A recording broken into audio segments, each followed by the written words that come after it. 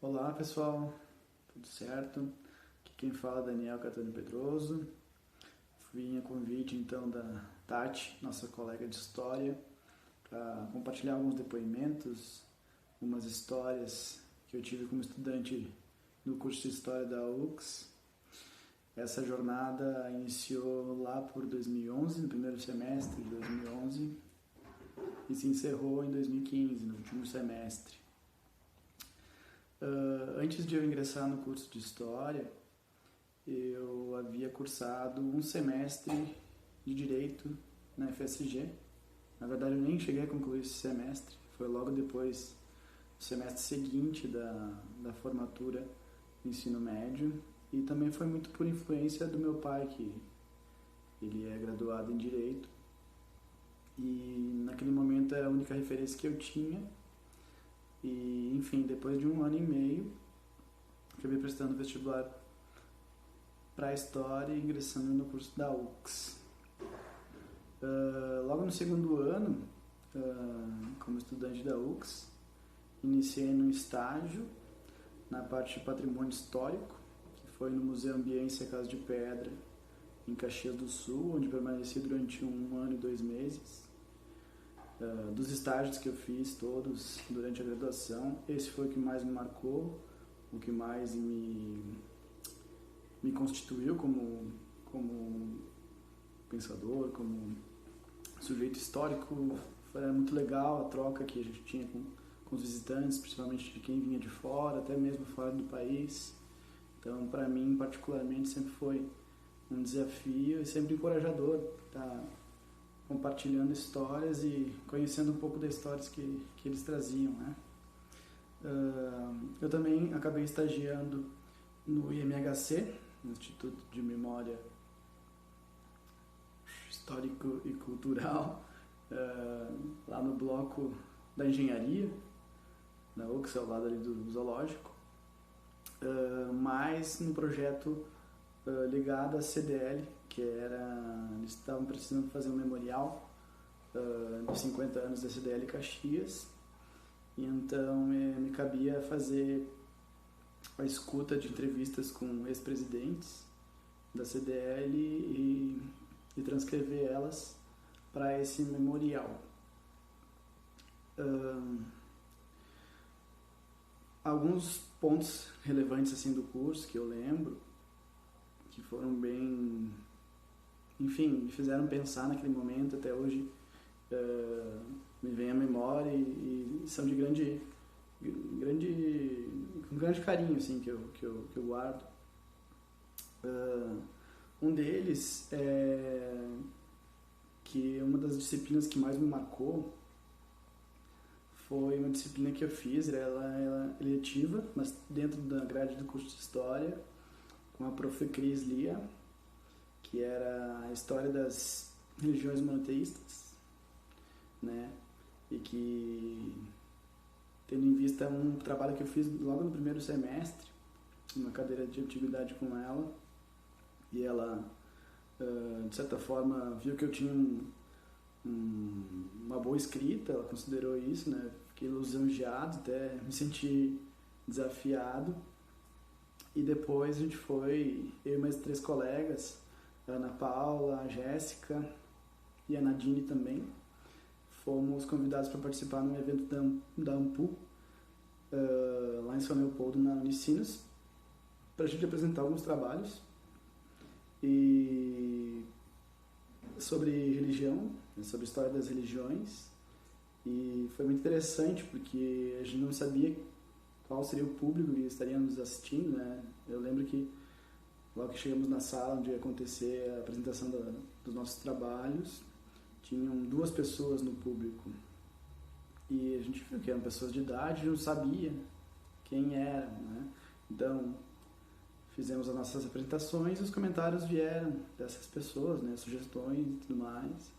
Um dos professores, até onde eu lembro, era um professor especializado em História do Islã, que era o enfoque dos nossos trabalhos, né?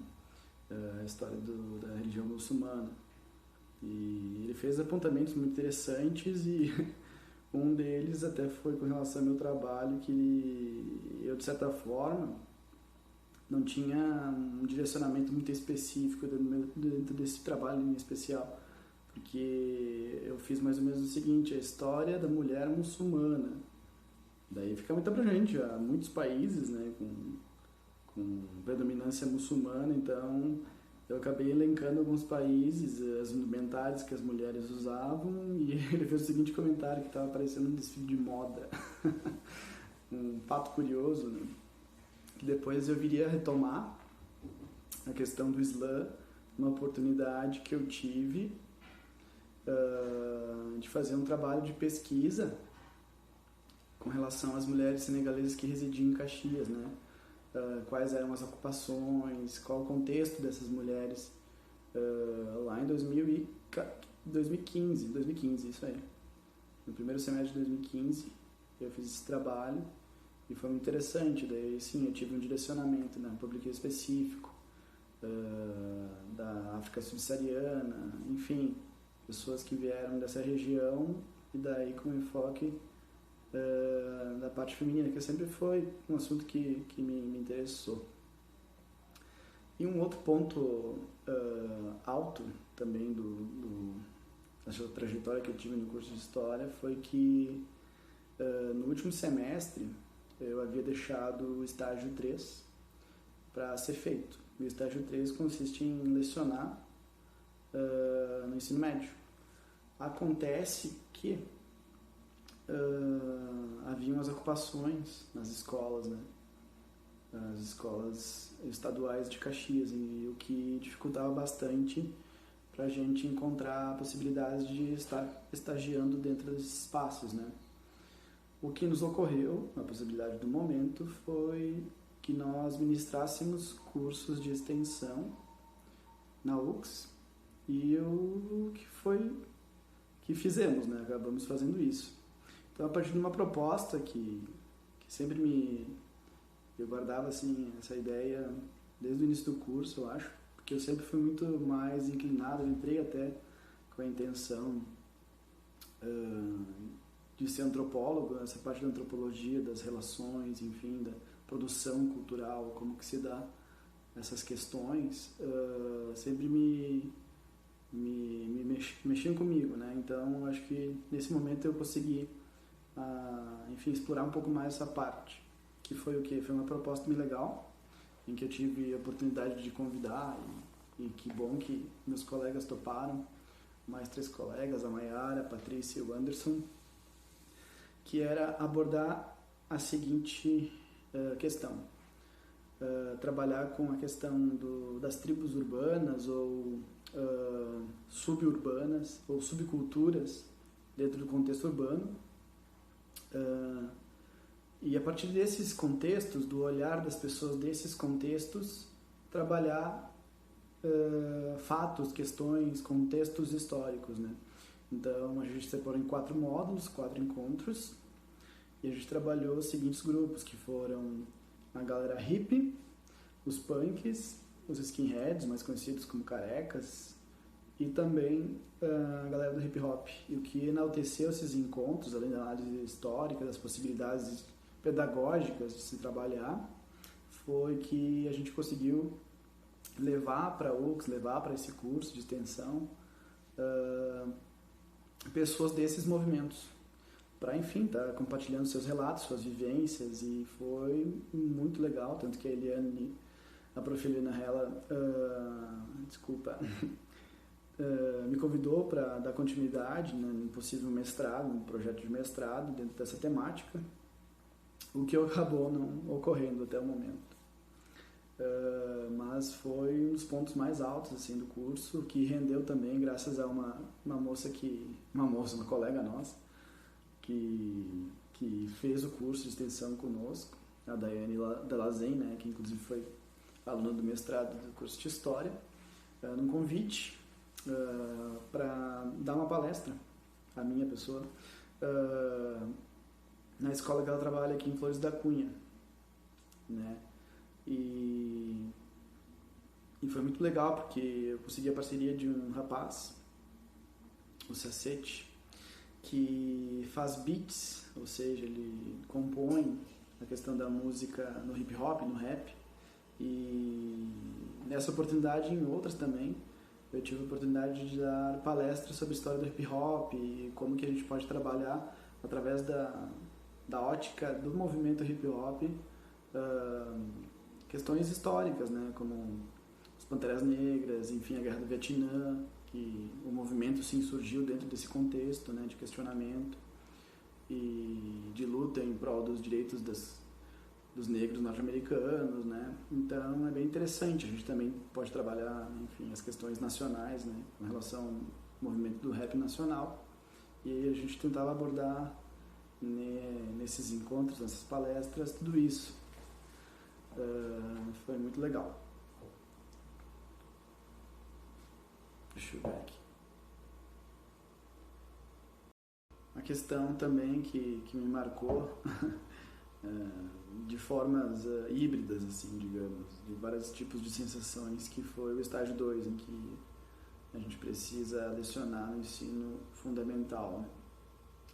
E eu acabei pegando um 6º ano, na escola em que eu fazia o estágio de monitor, né? Eu fui monitor durante 4 anos, por volta de 4 anos, o que me engrandeceu muito. Eu trabalhei esses 4 anos todos na Zona Norte, em várias escolas. Tive, enfim, familiaridade com vários contextos, o que me fortaleceu, apesar da realidade ser cruel muitas vezes, enfim. Mas durante esse estágio 2 eu tive bastante dificuldade em aplicar o que eu idealizava como, enfim, conceito de ideal para mim, o que seria o ideal de professor, né? Parece que eu, como nunca havia lecionado até então, isso lá acho que foi no 2º semestre de 2014, enfim, aquela ansiedade, enfim, envolve várias questões, mas a prof. Eliane Cardoso me ajudou muito, inclusive com material pedagógico, me emprestou, me auxiliou, e, enfim, mesmo quando encontramos dificuldades para ser o tipo de professor que eu pretendia, né? Mas às vezes eu acabava reproduzindo alguns comportamentos, até de certa forma, como eu posso colocar, autoritários, né? Não faz parte de mim, mas em alguns momentos era necessário, porque eu não conseguia encontrar, a partir do diálogo, ou a partir de outras manobras possíveis, encontrar um equilíbrio naquele ambiente que para mim era muito, muito novo, enfim, e dentro do próprio ambiente tinham várias realidades que conflitavam muitas vezes entre si. E, enfim, mas durante a supervisão do estágio, o que me tocou bastante foi uma fala que a prof. Eliane me dirigiu e eu fiquei muito feliz. Ela falou: "Bah, Dani, que pena que o projeto Âncora está muito longe, né? Está lá em Cotia, em São Paulo, que é uma escola com pedagogia alternativa, né? E eu até já havia trocado algumas ideias com ela sobre essas possibilidades de escola, né? De constituição de escola e de